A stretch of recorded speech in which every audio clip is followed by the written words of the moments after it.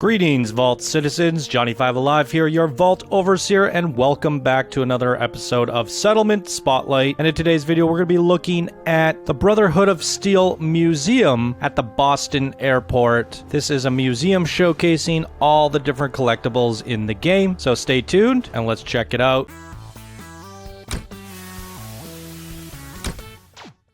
Alright, so this is something that I built back when I did the big giant fort sanctuary. It was getting a little bit laggy, and I decided maybe it would be cool to have a place where I just go drop off stuff. Anything that's a collectible I could put up on display, and I just thought, you know, it would be fun to showcase everything that I've collected in the game and make it all presentable, but I definitely didn't have the FPS capacity to do that at Fort Sanctuary. It was time to do something new. So this is definitely one of my most proud creations, and I decided to do it at the Boston Airport, which is the Brotherhood of Steel location, which I believe is how I decided to end off this playthrough, siding with the Brotherhood. So what a perfect place to do that. So you guys get to see what the Boston Airport looked like if it were rebuilt. So let's dive into it, shall we? So before I do anything, I'm going to go into free cam mode and show you guys the Boston Airport. So there's the Predwin there, the Brotherhood of Steel Airport.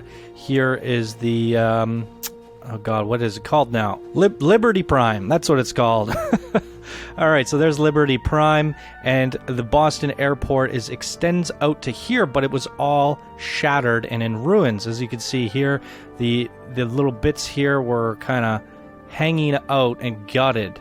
So the door just kind of ended, or the airport just ended there. Whoop, little spoiler. So I decided, what would the airport look like if we extended it as well as possible? Now this was very, very, very tricky to do, because you can see you have bits of rubble, rebar, and things kind of sticking out. And without mods, it's very difficult to get things lined up and very close, which I did manage to do here. So it does look like it's integrated, and one continuation, other than this little bit here. But it's kind of cool because you can jump off here and access the airport. Take a look at that there, and then I put some windows here so you can actually see into my creation, as well as a door. Here you can't actually build past here. So this was, I built right up to the edge of the borders for this map. So top, I thought it would be cool to kind of actually build houses up here and make a whole little village on top. However, the elevator system, I wasn't sure if the settlers were going to use it, and I didn't want to create any bugs. And as well as I have some power lines sticking through the floor, and I didn't really feel like, I don't know, trying to find a workaround or building another floor up here. So I had some plans to upgrade the top, but then I thought, you know what, a roof is a roof, let's just leave it. So what's really important is on the inside. I know the outside's not too pretty. We got repeating concrete walls. I tried to round out and smooth the corners with what I had available. Again, this is another vanilla, so we did what we could with what we had at the time. But we built into all the concrete blocks and all the missing pieces, and the building area is quite small on this one. And let's jump to that and show you guys here. Welcome, Boston International Airport. Here we are. Nice look at the Predwin. I mean, that's a great shot coming in. A great place to be making a sanctuary. So if we go into settlement mode here, okay, I don't even know if I can. I might actually be outside of the borders. Okay, we barely outside. So the borders go from here, as you can see, basically lining where I've built. I can't sprint while in this mode. Yeah, so you really don't have a lot more room. I built pretty much edge to edge on this area. So what I did here is the Brotherhood of Steel Armory is what I called it. I guess I call it a museum now, but it technically is an armory. Whichever way you want to look at it, this is where the Brotherhood is now storing all of its goods, because it is on the fact it's on the side of the Brotherhood of Steel home base. So it would make sense that they just kind of go around the corner to get all of their stuff. So you can see some Brotherhood soldiers sitting out here guarding the actual base with Liberty Prime. The Predwin. Oh, I want to play through this game. Just talking about it, I want to play through it again. Oh, it's not going anywhere though. But once you play Fallout 76, you're gonna have this feeling like, I don't know if I want to go back. So, well, we'll see. Either way, it's only 3 years old, and I get the nostalgia pangs. I miss it. I want to play it again. I want to erase my memory and enjoy this game all over again. So here we are. It's a big museum. What I've done here is I've organized things. So we have the Silver Shroud over here, all the posters that you can collect in the game from the Silver Shroud. The costume you get for doing the Silver Shroud quest line, you get to play detective for a little bit. It's quite fun. And along the lines, you find the Grognak storyline, where you basically get to find out a little bit of the barbarian. He's one of the superheroes. I don't really remember too much, but that's the outfit that you get as well as an axe. Over here, we have the little automatron section. So there's an automatron DLC, and you will collect and find new gear throughout the wasteland if you have that installed. So this is kind of the hodgepodgey pieces that I found. I try to organize them as best as I could. So I think that's like the heavy armor. These are other just random pieces. This is the like medium armor, I believe, and this is the light armor. The more pieces you get, the bulkier it gets in terms of the weight. So the boots are a lot bigger than the lighter ones. Not really sure how I organized it, but I try to find as many of the pieces as I could, and that's what I found. This is an interesting little Easter egg helmet that you can find along the way. These are some of the fun weapons. The Assaultron head, that's actually a robot head turned into a laser pistol. The Tesla rifle, there's like a cool sword, a crazy handy buzz blade. And here's the automatron boss that you run into at the end of the DLC. So quite cool. You get the little costume and the poster as well. So, or maybe that's the Liberty Prime poster, and I thought it was suiting here. Anyways, that's all my automatron collections. We got the Brotherhood of Steel up here. It's basically what the different soldiers wear and the Brotherhood armor. You see a lot of the Brotherhood characters wearing these suits, as well as mechanic gear, some heavier armor. So there you go. I decided to equip them all. A lot of various accessories put together to get this done. And it really is, all this stuff that you see here is an amalgamation of what I actually collected in game. I had everything stored in boxes inside one of these boxes here, and I pulled it all out and dressed up all the mannequins based on what I had found. So again, nothing here was mods or console commands, simply what I collected in the wasteland, and I looked through it all to make sure everything was unique. So if you were to think about doing something like this, it's not that complicated. You throw down all your mannequins, and then you go get all your clothing, you just dress everything up, and then you pick them up and move them into place. But obviously it's gonna be tricky mix matching some of the stuff, especially for the heavy, medium, light armor. So moving over here, we have the Far Harbor DLC. I'm still rolling around with the old Longfellow. He is the companion that you get in Long Harbor. That was the last thing I did in terms of playing the game, and then I came here and built this, and then I stopped playing the game from there. Didn't get to do the Nuka-Cola DLC. So this is all the kind of crazy fisherman gear that you find in Far Harbor. Pretty sure I got most of it. This is definitely heavy armor. That might be medium. But there was so much interesting gear. Like, look at this crab trap helmet. I love that. There's a lot of really cool looking gear in that DLC. And I quite enjoyed it. I really liked Far Harbor. Yeah, my only problem was with the settlements. They felt a little grimacing, and they weren't connected to the real world. So it just felt... I know you could set up a supply line between the two of them, but me going to a whole different map to go to a settlement just felt... something felt a little off about it. So there's a couple more weapons up top, some saw blades and different swords, and I don't even know what that is. Adam Judgment... Yeah, that was Adam. Children of Adam were a big part in Far Harbor. Some claws and canes. Pretty cool stuff. I think Far Harbor had a lot to collect. And then if we go on up, we have the different metals that you can get in the game. That's the light, heavy, and medium. Looks pretty cool. And then we have all the leather armors. And it's light, medium, and heavy. Just leather jackets, all sorts of leather gear. And then we have our specialized gear. So we have like, what's his name? I can't remember his name. Preston Garvey? Something like that. And different special characters that you manage to find in the wasteland, kill, or collect something from, I decided it would be cool to put these up on display. Very unique characters. So there they are. We have our vault suits, all the different suits I've found from different vaults in the game. I mean, I have a lot more than that, but I think their numbers are all unique. 118, 114, and 111, and 81. I believe those are the 5 vaults in this game. There might be more, I'm not sure.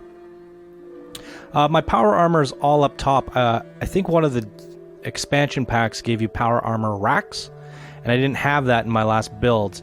Now, I thought it would be cool to put them up on display like that, but it's actually more annoying than anything. I've customized them all, but yeah, if I want to get in one of these, I can actually walk all the way across here. It's not too big of a deal, and I can enter it from here as well. So I thought that was kind of cool, and most of them do have jetpacks, so they're not too hard to place back up. But as you can see here, we are now in the power armor, drop down. So, but for me, I was like, well, I'm not going to... There's only one power armor I'm going to use in this game, or there's only need for one power armor. So I put them all up there just because you collect so much power armor in this game. I actually think it's a fun thing to collect and customize them all differently. And you can see up top, all of mine are painted differently. We even have the Raider power armor right there, and that looks very unique. They all have a different style and paint job to them. But they are kind of high up, so they're definitely hard to... how do I get out of this thing? I've forgotten how to play. They're very hard to see, so that's like my only thing. I was like, maybe that was not the best choice, but I didn't know where else to put them. I could have put them down on the ground here, but you can't get rid of these display cases without a mod. So I figured, you know, maybe I'd put a bunch of weapons and stuff in here. And now with the Nuka-Cola DLC, it probably would have been great to have this section here, all the Nuka-Cola stuff that you collect. So one thing that's bugging me is like, darn, I didn't do a Nuka-Cola section, and I haven't even played it yet. Anyways, moving on, we have our Raiders. Look at all the different Raider gear. I love the Raider gear. It's so scrappy and crazy looking. And then we have the Gunners. They were very simplistic, but they did have a unique look to them, and this is all the different looks that they have and various combinations of that. And then we have the Institute, which is a very prominent part of the game. We have our scientists, we have the synthetics, we have the Corsairs. Yeah, very cool. For me, I wasn't really a big fan of the mythology or the lore behind the synths. I didn't feel it. I wasn't a big fan of it. I wish they left that part of the story out of the Fallout universe. But they did an interesting enough job with it. I just, yeah, wasn't what I was hoping for with the Fallout 4 story. In fact, I was a little bit disappointed with the main story of Fallout 4 and it being all revolving around, you know, Kellogg, father, and all that stuff. And honestly, it did feel a little bit like Fallout 3. Fallout 3, I think your whole mission was to find your dad. And I just felt like in New Vegas, Fallout 1 and 2, especially Fallout 1 and 2, your whole job was to get the Gek in the second one, and then your job was to get a water chip in the first game. That's a very simple story. But through that, it just does so much with it.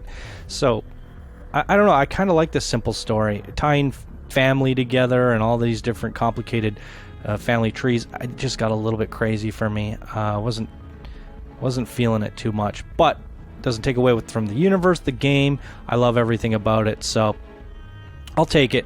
Here's my crafting garage. This is where I drop all my stuff to sell. I got a little bit too organized. I started thinking, I'll organize automatronic stuff so I know where to find, robot legs, and I'll organize Far Harbor stuff so I know where all the fisherman stuff is. But then when you actually start finding stuff in the game and you're like, time to sort it all, you got to drop it in 10 different containers. I didn't like it. My first setup was good. It was like 3 or 4 things, and I kept it that way, and that's the way to do it, guys. But it is nice being like, okay, I need hats, so go to the hats bin. It's just dropping things off can become crazy, but it is nice having everything organized. And this is my, I guess, favorite power armor. Has a jetpack, I think, and everything you need. Special paint job. Boom. Love it. And there's all my power armors inside here. So everything I've ever collected in the game is found in this room. We got junk and all sorts of stuff. This was a pretty cool thing that I designed. So if you flick it off and then on, the door opens, but what I really like about it is it automatically closes. This was before the Contraptions DLC, so it is quite tricky. Turning it off takes the power away from this. Turning it on says, hey, I'm going to flip this switch, and then it switches it off with this one, and it alternates and toggles between them. So it's an automatic door that opens and closes. I was fiddling with it for a while, and I ended up being very proud of what I did here, because if you had a switch saying open on this side and one saying open on this side, they switch together. So what ends up happening is you go to the other side, and I believe it's closed? I was struggling with it. Having a two-way switch. It seemed fairly complicated, and I wanted it to be an automatic door. So that was something that I ended up coming up with, and it had a lot of inner workings, wires, and timers. But at the end of the day, it's a delayed switch hooked up to this switch that sends information over to the other delayed switch on this one. The only downside, it's not a perfect system. This doesn't automatically flip back up. So you do have to hit it twice to open it. No big deal. Anyways, I know there was a reason behind this and the system that I did there, because I was like, if I put a switch on this side and this side, it doesn't quite work. I think there's only one plug to activate the door, because I know this door comes with a plug somewhere, and you can only hook one up to it. So there definitely was a problem at the end of the day. Anyways, it was a tricky little system. I got an elevator over here, because why not? Let's ring the bell. Sorry, I don't have any sound effects. Gotta improvise. And we have a second floor. This is where all the generators are for powering up this place. This place was very well lit, as you noticed. Seamlessly lit. It looks pretty good at night as well. And that's because I put a lot of lights in here. And then we'll go up to the third floor. And like I said earlier, I wanted to turn this into some sort of base. But I was unsure if the settlers will come up here. And the problem is, you guys saw that I built to the edge of the map. So there's no way I could have actually put stairs unless they were inside coming up or in the front. So I did end up putting stairs with the thought process that maybe I'll build up there. The settlers would have to navigate all this weird... Yeah, I mean, they'd probably make it up there. I was just worried that maybe they wouldn't travel up 4 flights of stairs. You've seen from my other settlement they do, and they're pretty smart about it. I just felt like, I don't know. I was just worried. That's all. Concerned.